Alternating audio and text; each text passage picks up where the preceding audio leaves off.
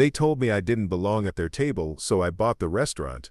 My brother-in-law Marcus threw me out of his engagement party like I was some kind of disease, told me I was embarrassing the family, that I'd never amount to anything more than a mechanic with dirty fingernails. 3 months later, when I pulled up in that Lamborghini Huracan, the color drained from his face like someone had pulled a plug, but the car was just the beginning.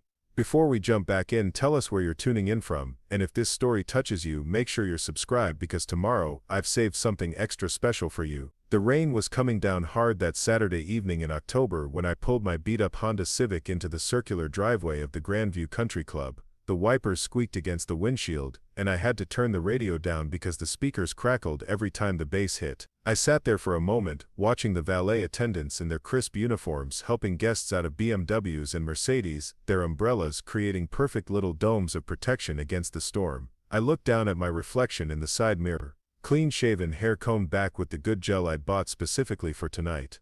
My suit was a charcoal gray number I'd picked up from Men's Wearhouse, nothing fancy, but it was pressed and it fit well enough. The tie was navy blue with thin silver stripes, the kind that said professional but not flashy. I'd practiced tying it 6 times that morning until the knot sat just right. The engagement party invitation had arrived 3 weeks ago, heavy cardstock with gold lettering that probably cost more than I made in a day. Marcus Whitman and Jessica Chen, it read, request your presence at their engagement celebration. Below that, in smaller font, cocktail attire required. I'd stared at those words for a long time, turning the invitation over in my hands. Cocktail attire required, like they needed to remind everyone that this wasn't the kind of party where you showed up in jeans and sneakers. Marcus was my sister Sarah's husband, technically making him my brother-in-law, though he'd never acted like family. Sarah had met him during her junior year at Northwestern, where she was studying marketing and he was getting his MBA with daddy's money backing every textbook and late-night pizza order. Even then, when I'd visit her at school, driving my old Camaro up from the south side of Chicago, where I worked at Tony's Auto Repair, Marcus would look at me like I was tracking mud through his perfectly organized world. That was 8 years ago. 8 years of family gatherings where Marcus would shake my hand with the tips of his fingers, like he was afraid my calluses might be contagious. 8 years of him introducing me to his friends as Sarah's brother who works with his hands, the phrase dripping with just enough condescension to sting but not enough to call him out on it directly. 8 years of watching him climb the corporate ladder at his father's investment firm while I stayed under the hood of other people's broken-down dreams. But Sarah loved him, and Sarah was all the family I had left after Mom and Dad died in that accident on Interstate 94. So I played nice, showed up to birthdays and holidays, smiled when Marcus talked about his latest promotion or the vacation house they were considering in the Hamptons. I bit my tongue when he'd make jokes about blue-collar work, when he'd suggest I should think about going back to school, get a real career. I swallowed it all because Sarah was happy, and her happiness was worth more than my pride. The valet approached my car, and I rolled down the window. The kid couldn't have been more than 19, with slick-back hair and a smile that looked like it was painted on. He glanced at my Honda, then at me, and I saw something flicker across his face. Not disgust exactly, more like confusion, as if he was trying to figure out what someone like me was doing at a place like this. "Good evening, sir," he said, his voice polite but distant. "Are you here for the Whitman Chen engagement party?" I nodded and handed him the keys. The metal was warm from my palm, and I noticed my hands were steady. That was good. I'd been worried about that. Inside the country club, everything was exactly what I'd expected. Crystal chandeliers hung from vaulted ceilings, casting warm light over marble floors that reflected like mirrors.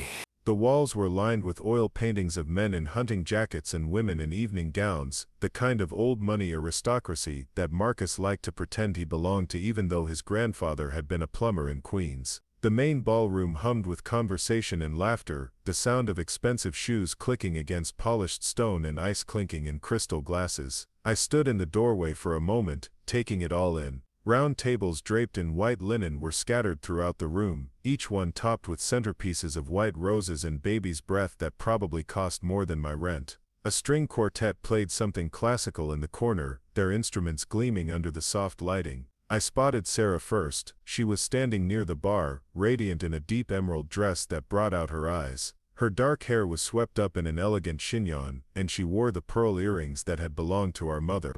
For a moment, seeing her like that, I forgot about everything else. She looked beautiful, sophisticated, like she belonged in this world of crystal and marble and old money. Then Marcus appeared beside her, sliding his arm around her waist with the possessive confidence of a man who'd never had to worry about whether he deserved what he had. He was taller than me by a few inches, with the kind of broad shoulders that came from expensive personal trainers rather than honest work. His tuxedo was perfectly tailored, probably cost more than I made in a month. His hair was styled in that effortlessly messy way that took 40 minutes and 3 different products to achieve. I made my way through the crowd, nodding politely at people I didn't recognize. Most of them were Marcus's friends from the firm, investment bankers and financial advisors who spoke in acronyms and laughed at jokes about market volatility. The women wore designer dresses in muted colors, their jewelry catching the light like small stars. Everyone looked polished, expensive, like they'd been manufactured rather than born. "Tommy," Sarah called out when she saw me approaching. Her face lit up with genuine warmth, and she broke away from Marcus to wrap me in a hug that smelled like her favorite perfume, something floral and light. "You made it. I was worried about the weather." "Wouldn't miss it for the world," I said, holding her tight for just a moment longer than necessary. "You look incredible, Sarah. Really." She pulled back and smoothed down the front of my jacket, the same way she used to do when we were kids and she was getting me ready for school picture day. "Thanks. You clean up pretty nice yourself. Where'd you get this suit? It looks good on you." Before I could answer, Marcus stepped forward with his hand extended. "Tommy," he said, his smile not quite reaching his eyes. "Glad you could make it. I wasn't sure if you'd be able to get the night off work." There it was, less than 30 seconds into the conversation, the first little jab. Not malicious enough to call him out on, not obvious enough for Sarah to notice, but sharp enough to remind me exactly where I stood in his world. I shook his hand firmly, meeting his gaze without flinching. "Congratulations, Marcus. You're a lucky man." His grip was soft, manicured, the hands of someone who'd never had to change a transmission or scrape knuckles on a stubborn bolt. "Thank you," he said. "We certainly think so." The "we" was another little cut, a reminder that I was outside their circle, looking in. But I just nodded and smiled, because that's what I'd always done. "Come on," Sarah said, linking her arm through mine. "Let me introduce you to some people." For the next hour, I worked the room like I was campaigning for office. I shook hands with investment bankers and corporate lawyers, smiled at their wives, made small talk about the weather and the upcoming election. I told them I worked in automotive services, which wasn't technically a lie, just a more diplomatic way of saying I spent my days elbow deep in engine grease, trying to resurrect other people's transportation disaster. Most of them were polite enough, if distant. They'd ask where I went to school, and when I told them I'd gone straight to work after high school, they'd nod and change the subject to something safer, like the decor or the quality of the hors d'oeuvres. A few of them seemed genuinely interested in what I did, asking questions about different car models and repair costs with the kind of curiosity rich people have about how the other half lives. But I could feel Marcus watching me from across the room, his expression carefully neutral but his eyes sharp. He was waiting for me to screw up, to say something wrong, or use the wrong fork or somehow prove that I didn't belong here. And maybe I didn't belong here, in this world of crystal and marble and old money, but I belonged wherever my sister was happy. The trouble started during the toast. It was just after 9 o'clock when Marcus's father, William Whitman III, stood up and tapped his champagne flute with a silver knife. The room gradually quieted, conversations tapering off as people turned their attention to the distinguished older man with silver hair and a tuxedo that probably cost more than my car. "Ladies and gentlemen," he began, his voice carrying easily across the room with the practiced authority of someone who'd spent decades commanding boardrooms. "If I could have your attention for just a moment." The crowd gathered closer, forming a loose semicircle around the happy couple. Sarah and Marcus stood together near the fireplace, her hand resting on his arm, both of them glowing with that particular kind of happiness that comes from being young and beautiful and convinced that the world is arranged perfectly for your benefit. I found myself standing toward the back of the group, nursing a beer that tasted like it cost $20 and probably did. Next to me was a woman in her 60s, with steel gray hair, and the kind of jewelry that comes with its own insurance policy. She smelled like expensive perfume and old money, and when she glanced at me, her expression was politely curious, like I was an interesting artifact she couldn't quite identify. William Whitman raised his glass higher, and the light from the chandelier caught the champagne, turning it golden. "As many of you know," he continued, "Marcus has been like a son to me since he joined our firm fresh out of Northwestern. Watching him grow from an eager young associate into one of our most valuable partners has been one of the great joys of my professional life. There was a murmur of approval from the crowd, and I saw Marcus stand a little straighter, his chest puffing out with pride. Sarah squeezed his arm and smiled up at him with the kind of adoration that made my chest tight. But tonight isn't about business, William went on.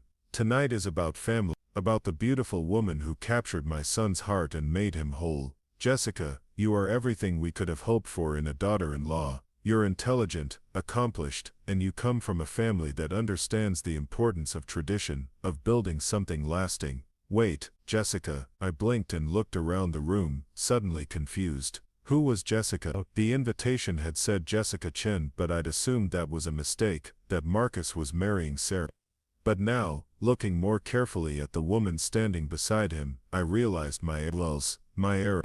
This wasn't Sarah at all. The woman next to Marcus was Asian American, petite and elegant, with perfectly styled black hair and a smile that belonged on magazine covers. She wore a white cocktail dress that probably cost more than I made in 3 months, and diamond earrings that caught the light like tiny stars. She was beautiful, sophisticated, everything you'd expect from the fiancée of a rising star in the investment world. But she wasn't my sister.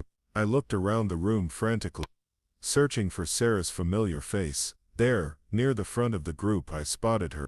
She was wearing the same emerald dress I'd noticed earlier, the same pearl earrings, but now I could see what I'd missed before. She was standing next to a man I didn't recognize, tall and lean with prematurely gray hair and kind eyes. His arm was around her waist, and she was looking up at him with the same expression of love and contentment I'd thought she'd been directing at Marcus. My stomach dropped as the pieces fell into place. The invitation hadn't been for Marcus and Sarah's engagement party, it had been for Marcus and Jessica's. Sarah was here as a guest, just like me, just like everyone else. The brother-in-law relationship I'd been clinging to, the family connection that had gotten me through 8 years of Marcus's condescension, was based on a fundamental misunderstanding. Marcus wasn't married to my sister. He never had been. William Whitman was still talking, but his words sounded distant, like they were coming from underwater. I tried to reconstruct the past 8 years in my mind, looking for clues I'd missed. Had Sarah ever actually said she was married to Marcus? Had I just assumed, based on seeing them together at family gatherings, that they were husband and wife rather than just friends? How could I have been so completely wrong about something so basic? The answer came to me slowly, painfully. Sarah had been dating Marcus casually during college, but they'd broken up senior year. She'd mentioned it in passing during one of our phone calls, said something about how they'd decided they were better as friends. But I'd been so focused on work, so buried in the day-to-day struggle of keeping Tony's garage afloat, that I hadn't really absorbed what she was telling me. In my mind, Marcus had remained Sarah's boyfriend, then her fiancé, then her husband, progressing through a relationship that had actually ended.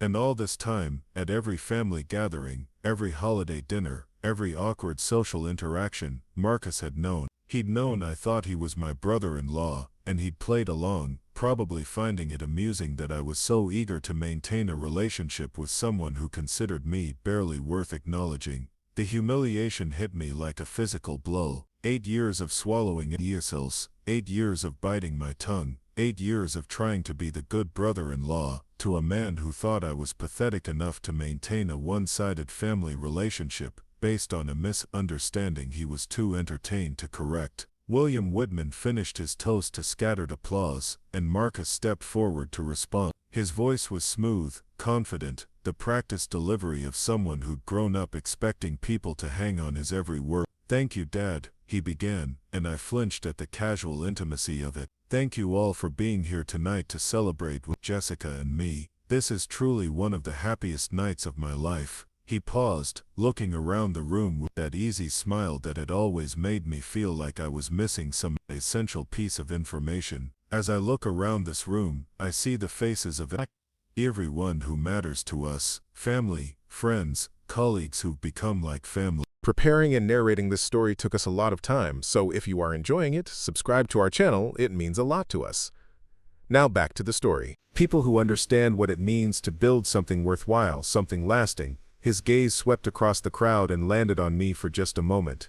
I saw something flicker in his expression, a tiny smile that didn't match the warmth in his voice. Of course, he continued, not everyone here tonight is family in the traditional sense. Some of you are friends of friends plus ones, people who've somehow found their way into our circle despite not quite belonging here originally. The words hit their target with surgical precision. A few people in the crowd glanced around, maybe wondering who he was talking about, but I knew, the casual cruelty of it, the way he could insult me in front of 50 people without anyone else even realizing it was happening, was masterful in its understated viciousness. But that's what makes tonight so special, Marcus went on, his voice warming again. It reminds us that we get to choose our family, that we get to decide who deserves a place at our table and who doesn't. I felt the blood drain from my face, the woman next to me shifted uncomfortably, and I wondered if she could sense the tension radiating off me like heat from an engine block. My hands were shaking now and I shoved them into my pockets to hide it. Marcus raised his champagne flute,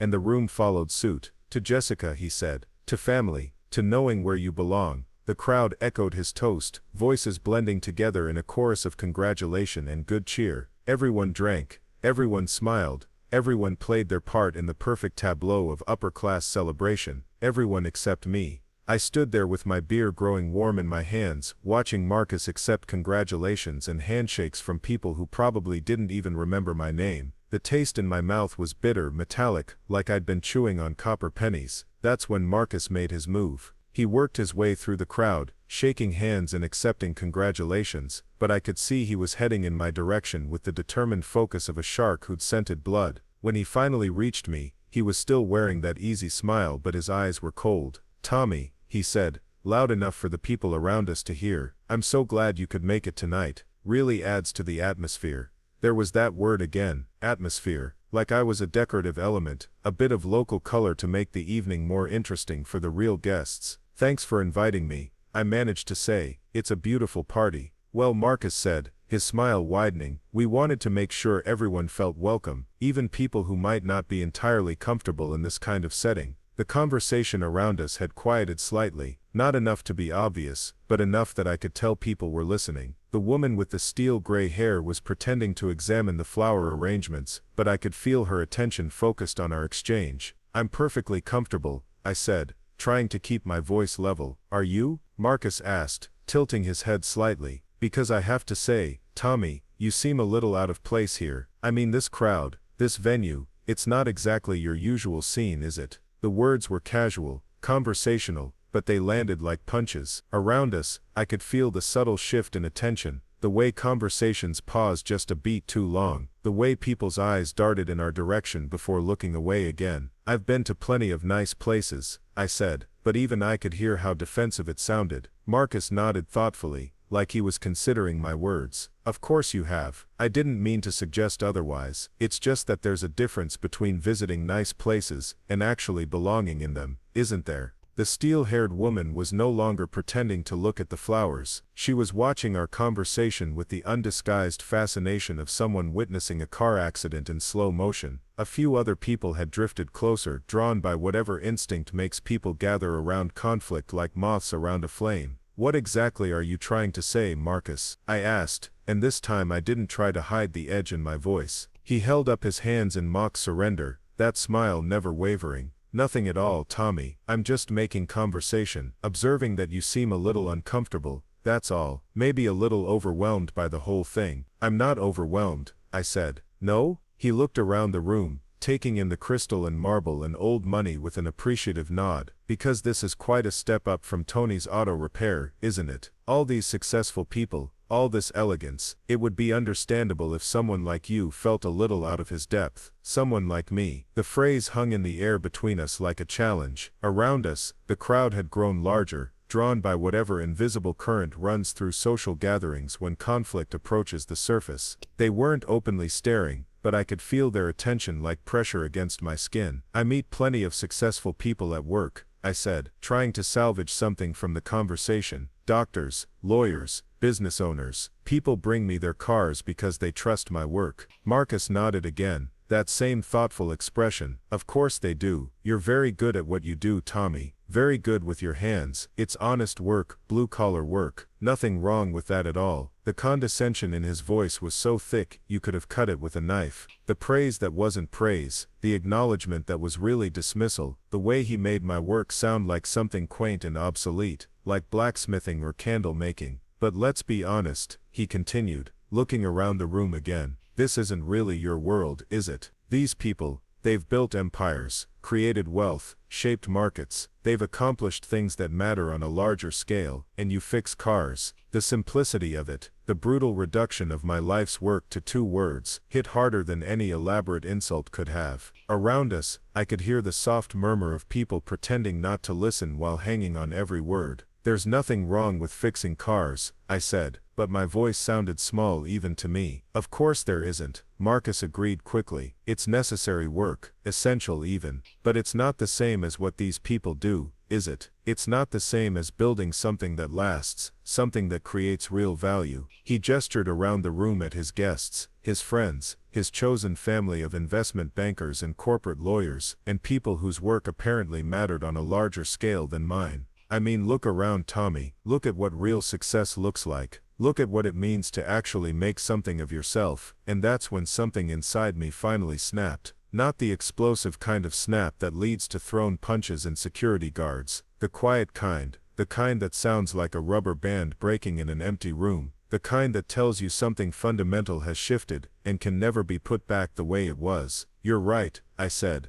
my voice steady now, calmer than it had been all evening. This isn't my world. Marcus's smile widened, sensing victory. I knew you'd understand, he said. It takes a certain kind of person to admit when they're in over their head. But that's the thing about not belonging somewhere, I continued. It gives you perspective. It lets you see things clearly. His smile faltered slightly, just a flicker of uncertainty crossing his face. Like how you've been playing with me for 8 years, I said. How you've been amusing yourself by letting me think you were family, letting me embarrass myself trying to impress you, letting me make a fool of myself because you thought it was funny. The crowd around us had gone completely quiet now, not pretending not to listen quiet, but actually holding their breath quiet. Marcus's face had gone pale beneath his expensive tan. Like how you get off on making people feel small, I continued. How you need to put other people down to make yourself feel important. How you're so insecure about your own worth that you have to spend your engagement party explaining to everyone why someone else doesn't belong here. Marcus opened his mouth to say something, but I wasn't finished. You want to know what I see when I look around this room, Marcus? I see a bunch of people who are so afraid of being found out that they have to constantly prove they deserve what they have. I see people who are so worried about maintaining their position that they can't enjoy what they've built. I see people who measure their worth by how much they can exclude others rather than what they can include.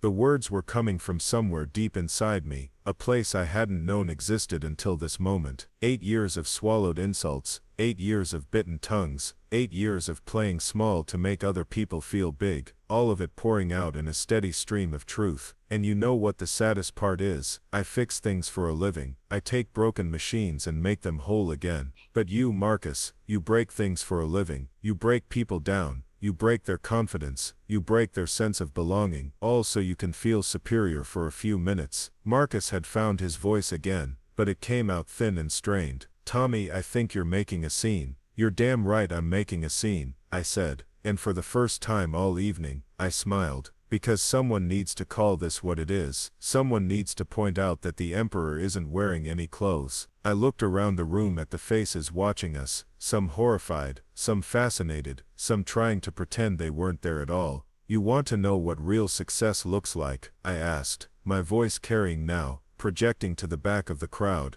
It's not about the size of your bank account or the thread count of your sheets, or whether you can afford to eat at restaurants where the menu doesn't have prices. Real success is about treating people with dignity. Real success is about building something that makes the world a little bit better, instead of just making yourself a little bit richer. Marcus was staring at me like I'd grown a second head. Jessica had appeared beside him, her face tight with embarrassment and anger. Around us, the crowd was starting to shift uncomfortably, people beginning to realize that this wasn't going to end with real success, I continued, is about knowing who you are without having to tear other people down to prove it. And by that measure, Marcus, you're the biggest failure in this room. The silence that followed was complete, absolute. The kind of silence that comes after lightning strikes and before the thunder rolls. Marcus's face had gone from pale to red, his hands clenched into fists at his sides. I think, he said, his voice tight with controlled rage, it's time for you to leave. I nodded, suddenly feeling lighter than I had in years. You're absolutely right, I said. I don't belong here, but not for the reasons you think. I turned to go, then stopped and looked back at him one more time. Oh, and Marcus, the next time you want to humiliate someone at a party, you might want to make sure they don't have anything to lose first. Makes us dangerous. I walked through the crowd toward the exit, and they parted before me like I was carrying something contagious. No one met my eyes, no one said goodbye, no one tried to stop me from leaving. I was officially persona non grata, cast out from the kingdom of crystal and marble and old money, and for the first time in 8 years, I felt completely free. The valet brought my Honda around, and I could see him trying not to smirk as he handed me the keys. The rain had stopped while I was inside, leaving the night air clean and cool. I sat in my car for a moment, engine running, looking back at the country club with its warm lights and expensive cars and people who measured their worth by how much they could exclude others. Then I pulled out my phone and made a call. "Hey Tony," I said when my boss answered. "I know it's late, but I need to ask you something important. How much would it take to buy you out?" There was a long pause on the other end of the line. "Tommy," he said finally, "you feeling all right? You sound different." "I'm feeling perfect," I told him, "better than I have in years. So what do you say? Are you ready to retire and let me take over that garage?" Another pause, longer this time. "We talking about this seriously?" he asked. "Because if we are, I've got some numbers you might want to look at."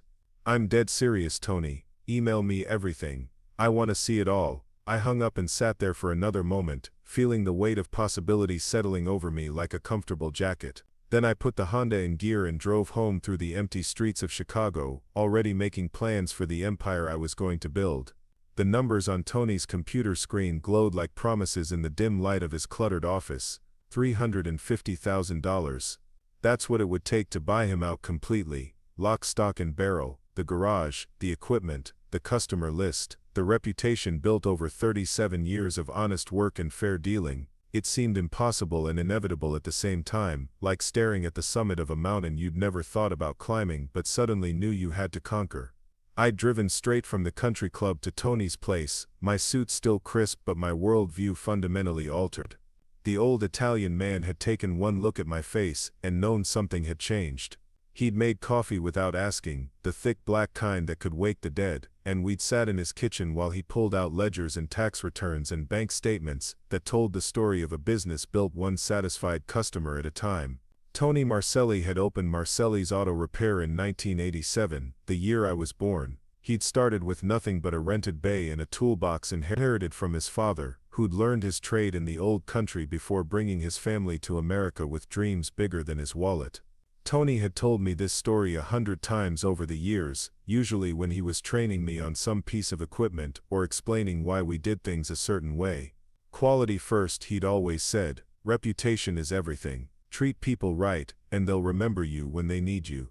Now, looking at the financial records spread across his kitchen table, I could see the philosophy had paid off. The garage was profitable, debt-free, with a customer base that stretched back decades. Families who'd brought their first car to Tony in the 80s were now bringing their children's cars, creating a generational loyalty that marketing firms spent millions trying to replicate. It wasn't glamorous work, but it was solid, dependable, built on a foundation of trust that couldn't be shaken by market fluctuations or economic downturns. "You sure about this, kid?" Tony asked, his weathered hands wrapped around a coffee mug that had seen better decades. "This ain't exactly a decision you make on a whim. I've been building this place for more than half your lifetime." "I'm sure," I told him, and meant it, more sure than I'd been about anything since I was 18 and decided to skip college to learn a trade. "I need this, Tony. I need to build something that's mine." He studied my face in the yellow light of his kitchen, reading the determination there like he'd read the symptoms of a failing transmission or the telltale signs of brake trouble. Tony had always been good at diagnosing problems, whether they involved pistons or people. "What happened tonight?" he asked quietly. You didn't come here at midnight wanting to buy my business because you suddenly got entrepreneurial fever. Something pushed you to this. I told him about the party, about Marcus, about the 8 years of misunderstanding and condescension that had finally come to a head in front of 50 witnesses. I told him about the humiliation, the anger, the moment when something inside me had broken free from the need to be accepted by people who would never see me as anything more than a curiosity from another world. Tony listened without interrupting, occasionally nodding or making small sounds of understanding. When I finished, he was quiet for a long time, staring into his coffee like he could read the future in the dark surface. You know, he said finally, my father used to tell me something when I was about your age. He used to say that a man's true character shows not when he's winning, but when he's been knocked down and has to decide whether to stay down or get back up. He looked up at me then, his eyes sharp despite their 73 years. The way I see it, kid, you got knocked down tonight. Question is, what you gonna do about it?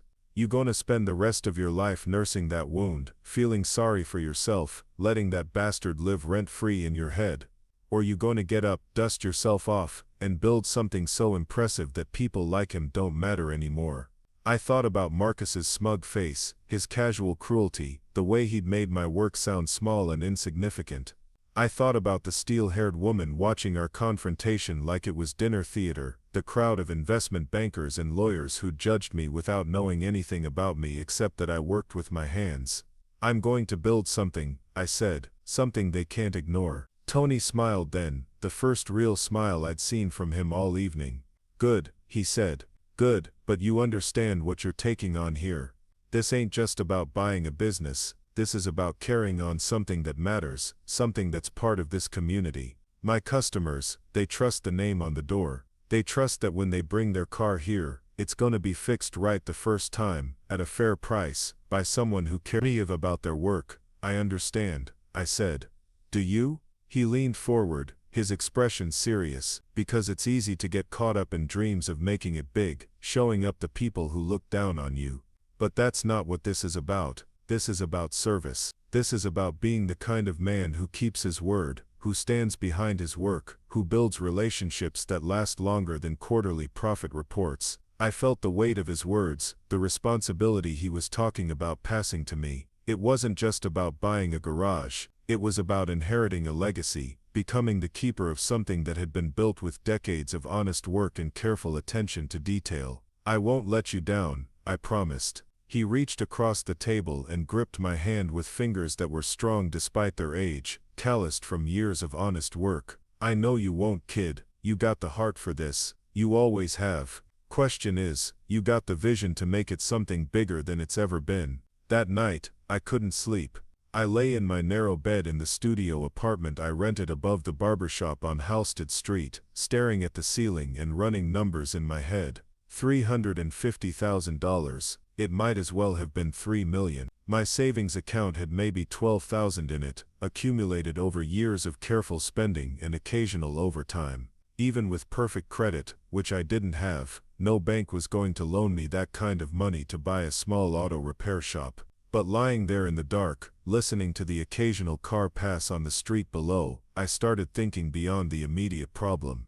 Tony had asked if I had the vision to make the garage something bigger than it had ever been. What if I did? What if instead of just taking over an existing business, I transformed it into something new, something that could compete with the chain shops and dealership service departments that were squeezing out the independent operators? I got up and turned on my laptop, a 3-year-old Dell that took forever to boot up but got the job done. For the next 4 hours, I researched everything I could find about the automotive service industry. Market trends, customer satisfaction surveys, emerging technologies, successful business models. I read about shops that had modernized their operations, embraced digital marketing, created customer experiences that went beyond just fixing cars. What I found was encouraging. Despite the growth of chain operations, there was still a strong demand for personalized service, for mechanics who took the time to explain what was wrong and why it needed to be fixed. Customers valued trust above convenience, relationships above efficiency. The shops that were thriving weren't necessarily the biggest or the cheapest. They were the ones that made people feel heard, respected, valued. By the time the sun came up, I had the beginning of a plan. The next morning, I called in sick to work for the first time in 3 years and drove to the downtown library. I'd always been more comfortable with wrenches than with books, but I needed to understand the business side of what I was considering. I checked out everything they had on small business ownership, franchise operations, digital marketing, customer relationship management. I spent the day reading about profit margins and cash flow projections, about the difference between gross revenue and net income, about the regulatory requirements for operating an automotive service business. It was overwhelming at first, like trying to learn a new language. But as the day wore on, I began to see patterns, connections, opportunities that hadn't been obvious before. The automotive service industry was ripe for disruption, full of businesses that operated the same way they had 20 years, ignoring changes in customer expectations and technological capabilities. That evening, I drove to Sarah's apartment. I hadn't spoken to her since the party, hadn't even thought about how my confrontation with Marcus might affect our relationship. She lived in a converted Wearhouse in River North, the kind of trendy loft that young professionals gravitated toward when they wanted to feel urban and sophisticated, without actually having to deal with the grittier aspects of city living. She buzzed me up without asking who it was, which meant she'd been expecting me. I found her door unlocked, music playing softly from speakers I couldn't see. She was in the kitchen, making pasta sauce from scratch, something she'd learned from our mother before the accident. The smell brought back memories of Sunday dinners when we were kids, when our biggest worry was whether we'd finish our homework before the cartoons started. "Hey stranger," she said without turning around, "I was wondering when you'd show up." I sat down at her kitchen island, watching her work. She moved with the same careful precision that had made her successful in her marketing career, measuring ingredients, timing each step, creating something delicious from simple components. "I heard about what happened at the party," she said, stirring the sauce with a wooden spoon that had belonged to our grandmother. "Marcus called me this morning, said you completely lost it, made a scene, embarrassed everyone." I waited for her to continue, but she seemed to be focused entirely on the sauce. The silence stretched between us, comfortable but charged with unspoken questions. "Is that what you think?" I asked finally. "That I lost it?" She turned to face me then, and I could see something in her expression that hadn't been there before. A kind of sadness maybe, or disappointment, but not directed at me. "Tommy," she said quietly, "I've been watching you swallow your pride around Marcus for years.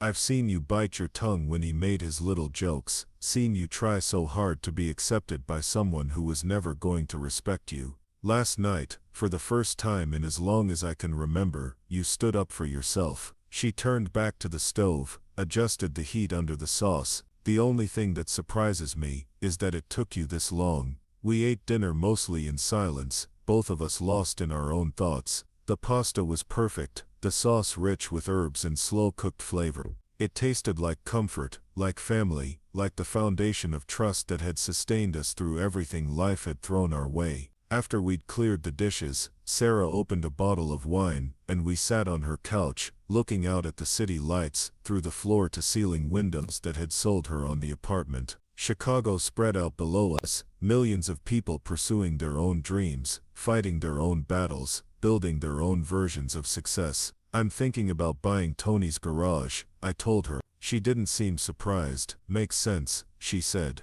"You've been practically running it for the last 2 years anyway. Tony's been talking about retirement since his heart attack."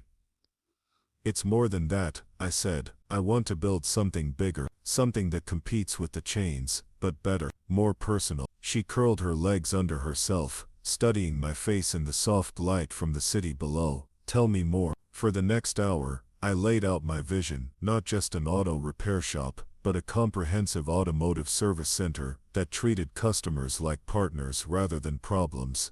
State-of-the-art diagnostic equipment, transparent pricing, detailed explanations of every service performed. A customer lounge with comfortable seating, complimentary coffee, free Wi-Fi.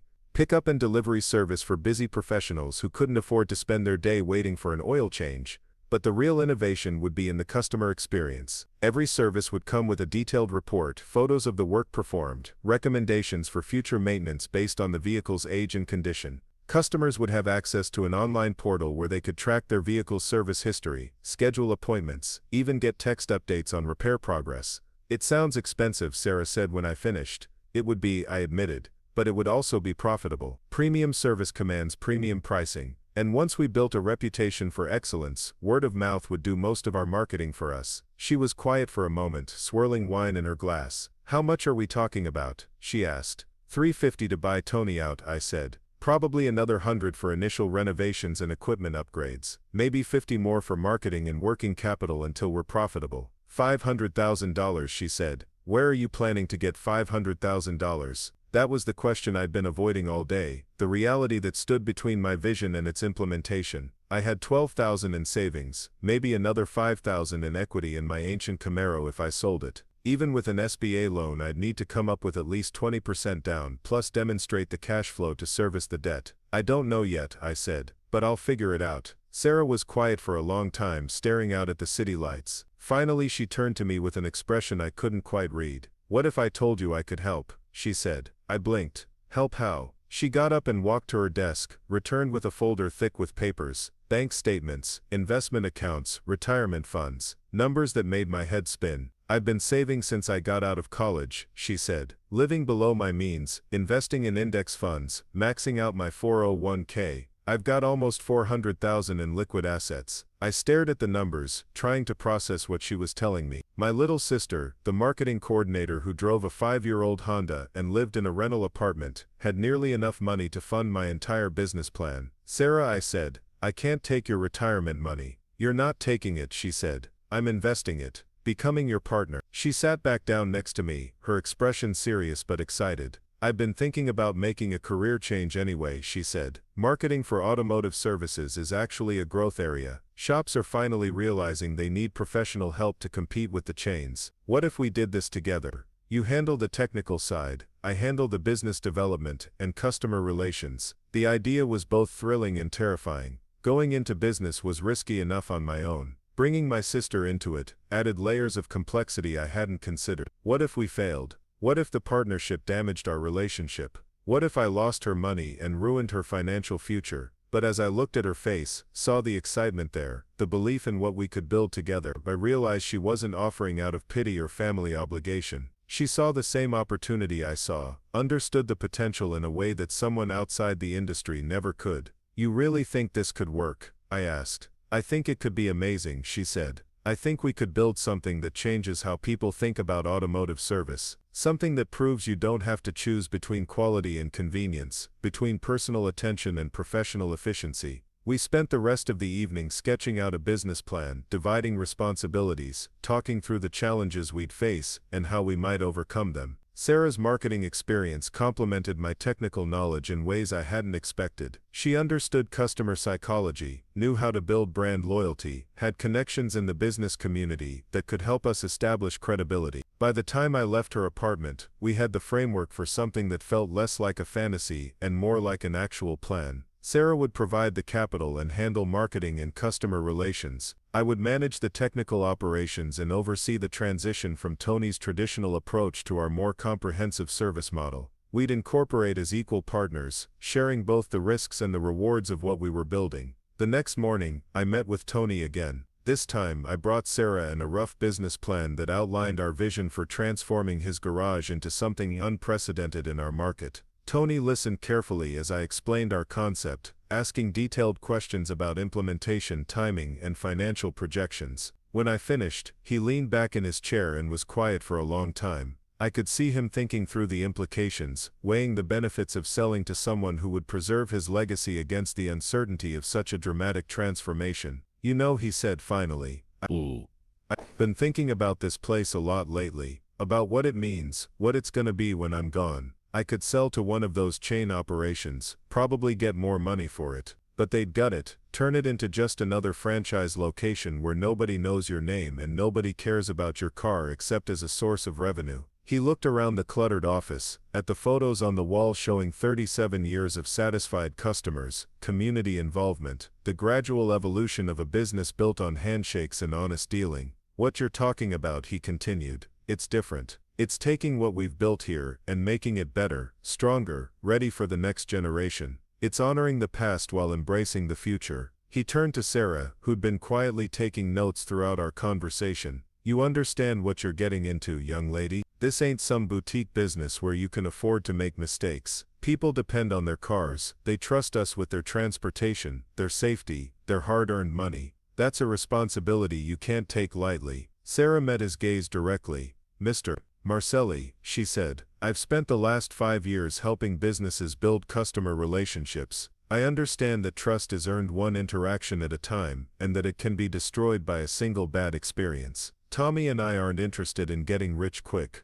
We want to build something that lasts, something that serves this community the way you have for almost 4 decades. Tony smiled then, the same warm smile he'd given me the night I'd first told him about my plans. You two remind me of myself when I was starting out, he said. Lots of energy, lots of ideas, not quite enough experience to know how hard it's gonna be. But sometimes that's what it takes. Sometimes you need people who don't know enough to be scared. He stood up and extended his hand to me. All right, kid. You got yourself a deal. But I got one condition. I shook his hand, feeling the weight of the moment. What's that? I want to stick around for the first year, help with the transition, make sure my customers understand they're in good hands, and I want my name to stay on the building. Marcelli and Associates or something like that.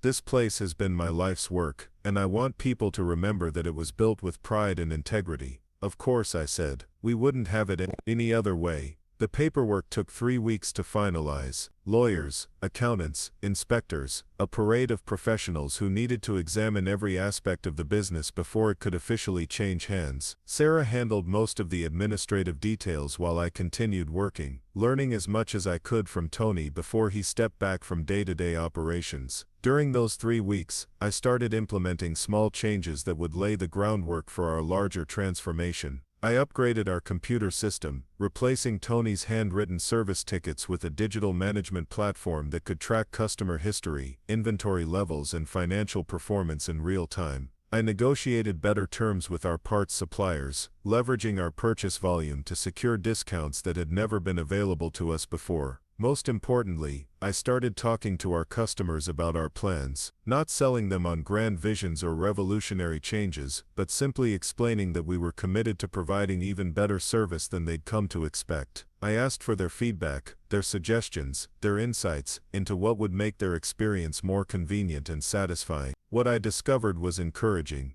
Most of our customers were frustrated with the impersonal service they received at chain shops and dealerships. They appreciated Tony's honest approach, but wished for more modern conveniences, online scheduling, text message updates, detailed explanations of recommended services. They wanted the reliability of a neighborhood shop with the efficiency of a contemporary service center. The renovation began on a Monday morning in November. We'd scheduled it during our traditionally slow season, after the summer driving season, but before the winter weather created urgent repairs. Sarah had hired a contractor who specialized in commercial automotive facilities, someone who understood the unique requirements of lift installation, compressed air systems, and environmental compliance. For 2 weeks the garage was chaos. Walls came down, floors were resurfaced, new lighting was installed throughout the facility. We added a customer lounge with leather seating, a beverage station, and workstations where people could use their laptops while waiting for service. The service bays were expanded and equipped with state-of-the-art diagnostic equipment that could interface with virtually any vehicle manufactured in the last 20 years. The most significant change was philosophical rather than physical. Instead of the traditional approach where customers waited in an uncomfortable office while their car was serviced by people they never saw, our new model emphasized transparency in communication. Each service bay had a mounted camera system that allowed customers to see exactly what was being done to their vehicle. Service advisors were trained to explain every procedure, every part replacement, every maintenance recommendation in language that ordinary people could understand. Sarah designed a customer portal that integrated with our service management system.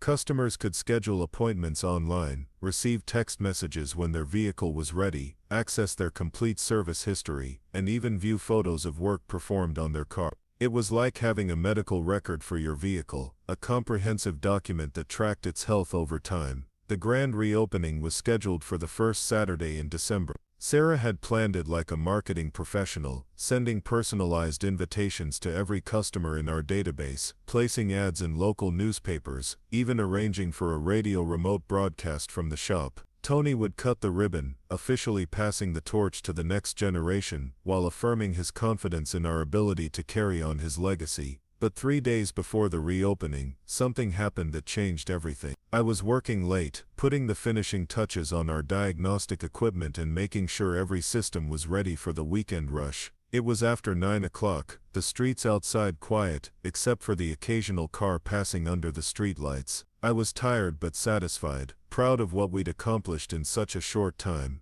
That's when I heard the knock on the front door. Through the glass, I could see a figure standing in the pool of light from our new LED sign. Tall, well-dressed, someone who looked out of place in our blue-collar neighborhood at this time of night. I walked to the door, curious but cautious. It was Marcus. He stood there in an expensive overcoat, his breath visible in the cold air, his expression unreadable. For a moment, we just looked at each other through the glass, two men who'd shared a moment of mutual destruction, and were now facing each other across the wreckage of what had once passed for a relationship. I unlocked the door, and stepped outside, not inviting him in. The night air was sharp, carrying the promise of winter and the smell of snow that hadn't yet begun to fall. "Hello, Tommy," he said. His voice was different than I remembered, quieter, less certain. "Marcus," I replied. "What are you doing here?"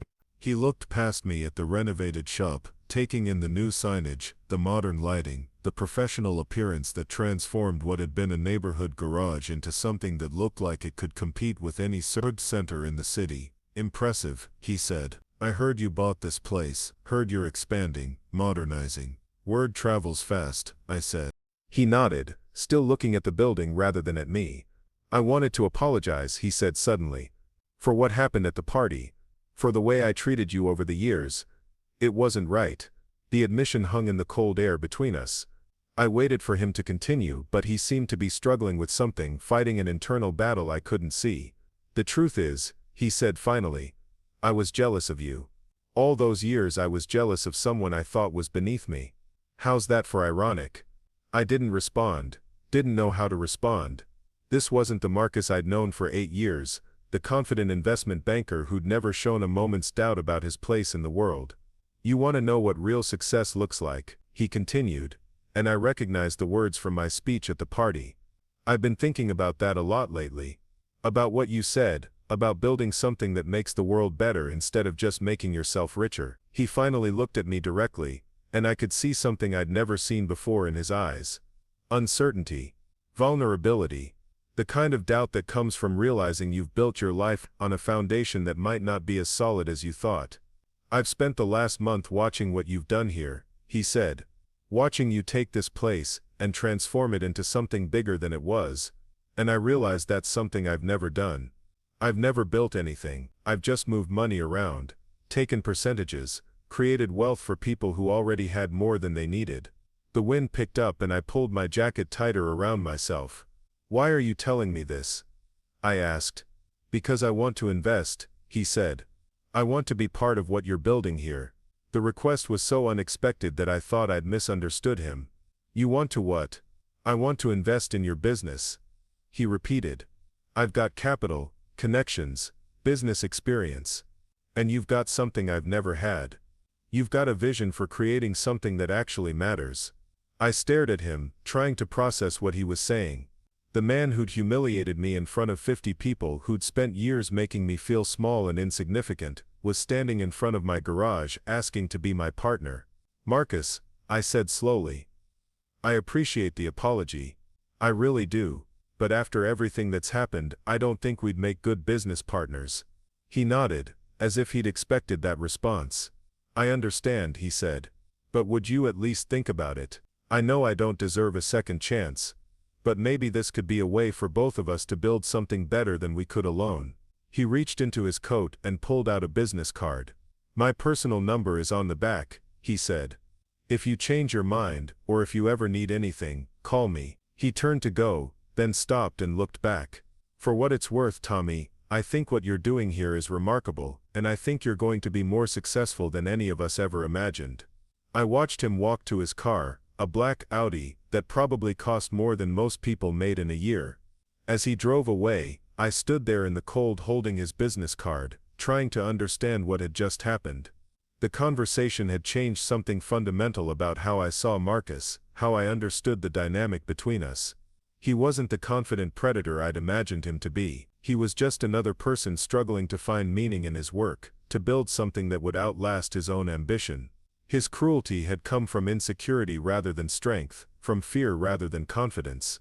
But that understanding didn't automatically translate into forgiveness, and it certainly didn't mean I was ready to go into business with him. Trust wasn't something that could be rebuilt with a single conversation, especially after years of casual cruelty and deliberate humiliation. I went back inside and threw his business card in the trash. Then I went back to work, focusing on the dozens of small details that needed attention before our grand opening. I had a business to run, customers to serve, a future to build. Marcus and his investment offer were distractions I couldn't afford. But as I worked, I found myself thinking about what he'd said, about building something that mattered, about creating value rather than just capturing it. Maybe his apology had been genuine. Maybe his offer had come from a real desire to be part of something meaningful rather than just another attempt to position himself advantageously. Or maybe it was just another version of the same manipulation I'd experienced for years, wrapped in the language of humility and redemption but serving the same fundamental purpose of keeping him in control of the narrative. I didn't know which interpretation was correct, and I realized I didn't need to know. My future wasn't about Marcus anymore. It wasn't about proving anything to him or anyone else who doubted me. It was about building something I could be proud of, something that served my community and honored the legacy Tony had created over 37 years of honest work. The grand opening was everything Sarah had promised it would be. By 10 o'clock Saturday morning, the parking lot was full, and customers were waiting in line to tour the renovated facility. Tony cut the ribbon with a pair of ceremonial scissors, while a photographer from the neighborhood paper captured the moment for posterity. Throughout the day, I watched our customers explore the new space, testing the comfortable seating in the lounge, examining the diagnostic equipment, asking questions about our services and capabilities. Their enthusiasm was infectious, their approval validating in ways I hadn't expected. These were people who'd trusted Tony with their automotive needs for years, and now they were expressing confidence in our ability to carry on that tradition while making it better. By closing time, we'd booked enough appointments to keep us busy for the next 2 weeks. More importantly, we'd started conversations that would form the foundation of customer relationships for years to come. People didn't just want their cars fixed, they wanted to feel heard, respected, valued. They wanted to work with people who cared about their problems and took the time to explain solutions. That evening, after the last customer had left, and we'd cleaned up the remnants of our celebration, Sarah and I sat in the customer lounge with a couple of beers, looking out at the shop that was now officially ours. The diagnostic equipment hummed quietly in the background, the new LED lighting cast everything in a clean professional glow, and the smell of fresh paint and new possibilities filled the air. "We did it," Sarah said, raising her beer in a toast. "We actually did it." "We did," I agreed, clinking my bottle against hers. "But this is just the beginning." She leaned back in the leather chair that had cost more than my first car. "So what's next?" she asked. I thought about the question, about the plans we'd made, and the dreams we'd discussed, and the possibilities that stretched out ahead of us like an unmarked road. We had the foundation now, the platform from which we could build something larger and more ambitious than either of us had originally imagined. "Next," I said, "we prove that doing things right isn't just morally superior to doing things fast, we prove it's more profitable too." Outside, snow had begun to fall, the first storm of winter covering the city in a blanket of white that made everything look clean and new. I watched the flakes drift past the windows of our shop, thinking about the journey that had brought me to this moment. 6 months ago, I'd been an employee with dreams I was afraid to voice. Now I was an owner with the resources and determination to make those dreams real. The humiliation at Marcus's party felt like something that had happened to someone else, a story I'd heard rather than lived. The anger and wounded pride that had driven me to this point had transformed into something more sustainable and more powerful. Purpose, direction, the quiet confidence that comes from knowing you're building something that matters. My phone buzzed with a text message, and I glanced at the screen expecting to see congratulations from a friend or relative. Instead, I saw a number I didn't recognize, and a message that made my heart skip. "Saw the article in the paper. "Congratulations on the grand opening. The shop looks incredible. You've built something special. I'm proud of you." It wasn't signed, but I knew who it was from. Marcus had kept his word about staying away, but he'd been watching from a distance, following our progress, waiting to see if we'd succeed or fail. I showed the message to Sarah, who read it and raised an eyebrow. "What are you going to do about that?" she asked. "Nothing," I said, deleting the message. "We've got work to do." But as I said it, I realized that the anger I'd carried for so long was gone, replaced by something I hadn't expected. Indifference. Marcus's opinion no longer mattered to me, neither his approval nor his disapproval. I'd found something more valuable than his respect. I'd found my own. 3 years later, I stood in the showroom of Lamborghini Chicago, staring at the most beautiful machine I'd ever seen. The Huracan sat under the spotlights like a sleeping predator, its verde mantis paint job shifting from deep green to gold depending on the angle of the light. Every line was perfect, every surface crafted with the kind of precision that made my mechanic's heart sing with appreciation. The salesman, a thin man named David with perfectly styled hair and an expensive suit, hovered nearby with the practiced patience of someone who'd learned to read serious buyers from window shoppers. He'd spent the last hour walking me through the specifications, the performance numbers, the engineering marvels that made this car worth more than most people's houses. 610 horsepower, he was saying, his voice carrying the reverent tone reserved for discussing works of art, 0 to 60 in 3.2 seconds. Top speed of 202 miles per hour. "It's not just a car, Mr. Marcelli, it's a statement." He was right about that. Everything about the Huracan made a statement, from its aggressive stance to its carbon fiber details, to the way it seemed to vibrate with barely contained energy, even while standing still. This wasn't transportation, this was transformation made manifest, the physical embodiment of how far I'd traveled from that humiliating night at the country club. The business had exceeded every projection Sarah and I had made in those early planning sessions. Marcelli Precision Automotive had become the premier independent service center in Chicago, with a customer waiting list that stretched weeks into the future. We'd expanded twice, adding specialized services for exotic cars, classic restorations, and performance modifications that brought enthusiasts from across the Midwest to our doors.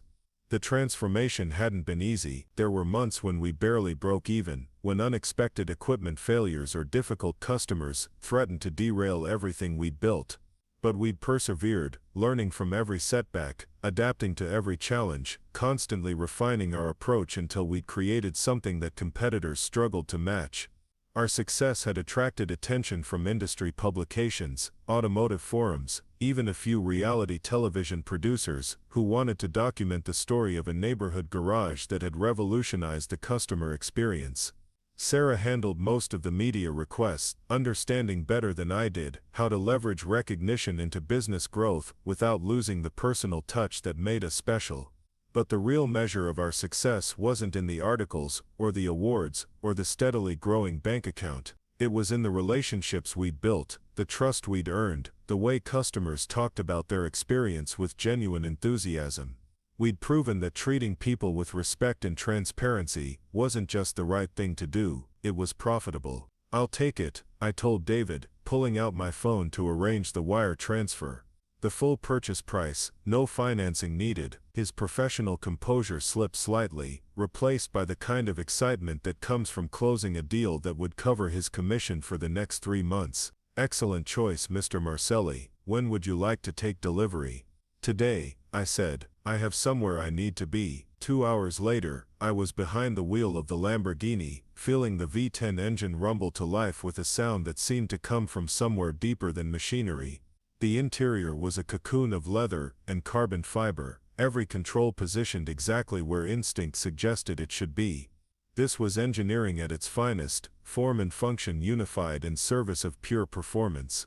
The invitation had arrived the previous week, heavy cardstock with gold lettering that I recognized immediately. Marcus and Jessica were celebrating their 3rd wedding anniversary with a garden party at the same country club where I'd been humiliated years earlier. The invitation had been addressed to Tommy Marcelli, owner Marcelli Precision Automotive, suggesting that word of my success had reached their social circle. I debated whether to attend. The angry young man who'd been thrown out of that engagement party would have relished the opportunity for dramatic confrontation, would have seen this as the perfect stage for public vindication, but I wasn't that person anymore. Success had taught me that the sweetest revenge was often the quietest, that proving your worth didn't require an audience. Still, something about the timing felt meaningful. 3 years to the day since that humiliating confrontation, I'd bought a car that cost more than most people's homes. Not because I needed to prove anything to Marcus or anyone else, but because I'd earned it through honest work and careful planning. The Lamborghini wasn't a weapon, it was a reward. The drive to the country club took 20 minutes through Chicago traffic, the Huracan drawing stares and phone cameras at every red light. I'd forgotten how it felt to command that kind of attention, to pilot something so obviously extraordinary that ordinary rules seemed suspended in its presence. This wasn't showing off, this was simply existing at a level that most people could only imagine. I parked in the circular driveway, the same spot where my Honda had looked so pathetically out of place 3 years earlier. The valet, a different kid but with the same practiced smile, approached with obvious excitement. He'd probably never seen a Huracan up close, let alone been trusted with the keys to one. "Beautiful car, sir," he said, his eyes wide with appreciation. "I'll take extra special care of it." I handed him the keys along with a $50 tip that was probably more than he made in a typical shift. The gesture wasn't about generosity, it was about recognizing someone who took pride in their work, regardless of how others might judge the importance of that work. Inside, the country club looked exactly as I remembered it. Crystal chandeliers, marble floors, oil paintings of long-dead aristocrats who'd never worked a day in their lives. The same carefully orchestrated display of wealth and status that had once intimidated me now seemed almost quaint, like a museum exhibit dedicated to a way of life that was slowly becoming obsolete.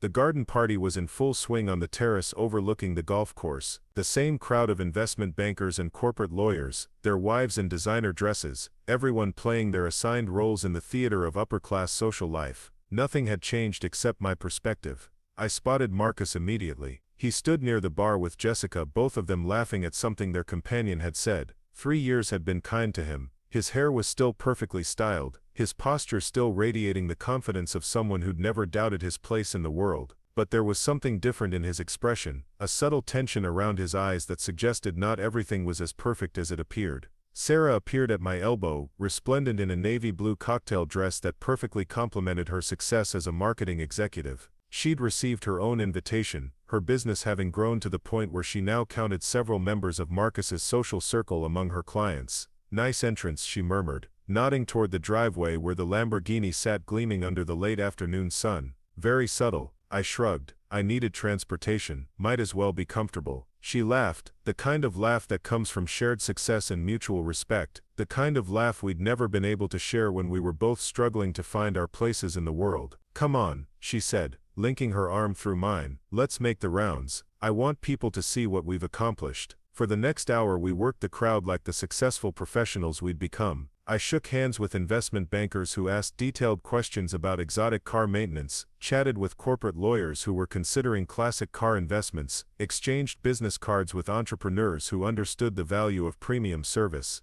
The conversations were different from those awkward exchanges 3 years earlier. Now I was speaking from a position of expertise and success, offering insights rather than seeking approval. Marcus found me near the dessert table, approaching with the careful neutrality of someone who wasn't sure how he'd be received. He looked older up close, the confidence in his posture not quite masking the uncertainty in his eyes. "Tommy," he said, extending his hand. "I'm glad you came." "Marcus," I replied, shaking his hand with the same professional courtesy I'd show any business acquaintance. "Congratulations on the anniversary. You look well." "Thank you." He glanced toward the driveway where the Lamborghini continued to draw admiring looks from other guests. "That's quite a car you arrived in. Business must be good." "Business is very good," I confirmed. "We've been fortunate to build something people value." He nodded, his expression thoughtful. "I heard about your expansion, the recognition you've received. It's impressive what you've accomplished." The conversation felt surreal, like a parallel universe version of our last encounter where civility had replaced cruelty, professional respect had replaced personal animosity. This was how adults handled difficult relationships, with careful politeness and strategic distance. "I wanted to apologize again," Marcus said quietly, glancing around to make sure our conversation remained private, "for how I treated you before. I was wrong, and I'm sorry." I studied his face, looking for signs of manipulation or calculation. What I saw instead was genuine remorse, the kind of regret that comes from understanding the cost of your choices. Success had given me the luxury of perspective, the ability to see our old dynamic as the product of insecurity rather than malice. We all make mistakes, Marcus, I said finally. The important thing is learning from them. He seemed to relax slightly, as if my response had lifted some weight he'd been carrying. I heard you turned down my investment offer 3 years ago, he said. I understand why, but I want you to know the offer still stands. What you've built is remarkable, and I'd be honored to be part of it. I considered the offer, turning it over in my mind like a puzzle piece that didn't quite fit the picture I was building. 3 years ago I would have seen this as validation, proof that I'd finally earned the respect that had been withheld for so long. Now it felt like a distraction from more important work. I appreciate that, Marcus, I said, but we're exactly where we want to be. Success isn't about getting bigger. It's about getting better. He nodded, though I could see disappointment flicker across his face. I understand. But if you ever change your mind, the offer remains open. A commotion near the entrance drew our attention. Guests were turning to look at something, their conversations pausing as they tried to identify the source of disturbance. Through the crowd I could see someone pushing through the gathered guests with determined urgency. It was Jessica, and she looked furious. She strode directly toward Marcus, her face flushed with anger, her carefully composed society wife demeanor completely abandoned. Guests stepped aside as she approached, sensing the kind of domestic drama that made excellent gossip but uncomfortable spectating. We need to talk, she said to Marcus, her voice tight with barely controlled rage. Now, Marcus glanced around at the watching faces, his professional composure slipping. Jessica, this isn't the place. This is exactly the place, she snapped. Since you seem to think our marriage is a public performance anyway. The crowd had gone completely silent now, everyone pretending not to listen while hanging on every word. This was the kind of scene that would be dissected and analyzed at dinner parties for weeks, the sort of social disaster that could ruin reputations and end careers. Marcus took Jessica's arm, trying to guide her toward a more private location, but she shook him off with visible disgust. Don't touch me, she said loudly enough for half the terrace to hear. Don't you dare touch me after what you've done. I should have walked away then, should have given them privacy to handle their personal crisis without an audience. But something kept me rooted to the spot, watching as the perfect life Marcus had constructed began to crumble in real time. You want to know what your husband does during his business trips? Jessica announced to the stunned crowd. He visits his other family, the one he's been supporting for the last 5 years. The revelation hit the assembled guests like a physical blow. I saw faces change, saw the subtle shift in posture that occurs when people realize they're witnessing something that will change everything. This wasn't just marital discord, this was scandal. Marcus had gone completely white, his mouth opening and closing without sound. The confident investment banker who'd built his identity around success and status looked like a man watching his world collapse in slow motion. Jessica turned to face the crowd, her anger transforming into something colder and more dangerous. She'd crossed the line from private hurt to public destruction, and she was determined to take Marcus down with her. 5 years, she repeated, her voice carrying clearly across the silent terrace. A woman in Denver and their 2 children. Children he visits every month while telling me he's at conferences. Children he's been supporting with money he stole from our joint accounts. The word stole hung in the air like an accusation of treason. These people understood financial impropriety, understood the difference between aggressive business practices and actual theft. Marcus hadn't just betrayed his wife, he'd committed the kind of crime that could destroy his career, his reputation, his entire carefully constructed life. I watched it happen with a mixture of fascination and sadness. This was justice of a sort, the kind of poetic comeuppance that felt too neat to be accidental. The man who'd built his identity around exclusion and superiority was being publicly excluded from the world he'd worked so hard to join. But as I watched Marcus stand there, stripped of his confidence and exposed as a fraud, I felt no satisfaction, no sense of vindication or triumph, just pity for someone who'd confused performance with substance, who'd built his life on foundations too weak to support the weight of his ambitions. The crowd began to disperse, people drifting away from the scene with the careful discretion of those who'd witnessed something they'd rather forget. Within minutes the terrace was nearly empty, leaving only Marcus and Jessica to continue their destruction in relative privacy. I found Sarah near the entrance ready to leave before the drama could taint us by association. Smart woman, my sister. She understood that success wasn't just about building something impressive. It was about protecting what you'd built from the chaos that seemed to follow certain people wherever they went. As we walked toward the valet stand, I could see the Lamborghini waiting for us, still drawing admiring glances from the few guests who remained. The car that had seemed so important an hour earlier now felt almost trivial, a beautiful toy that had served its purpose but no longer defined my sense of worth. "Ready to go home?" Sarah asked as the valet brought the keys. "More than ready," I replied, starting the engine and listening to it settle into its distinctive idle. We had work to do tomorrow, customers to serve, a business to run, real work that created real value for real people. As we pulled away from the country club, I caught a glimpse of Marcus in the rearview mirror. He stood alone on the steps, his perfect life shattered, his carefully constructed image in ruins. For a moment I almost felt sorry for him. Almost. But then I thought about the young man who'd been humiliated in this same place 3 years earlier, who'd been told he didn't belong among successful people. That young man had taken his pain and transformed it into purpose, had built something meaningful from the wreckage of his wounded pride. Marcus had taken his advantages and squandered them, had confused cruelty with strength, had built his success on foundations of deception and betrayal. Now he was facing the consequences of those choices, learning the hard way that reputation could be destroyed much faster than it could be built.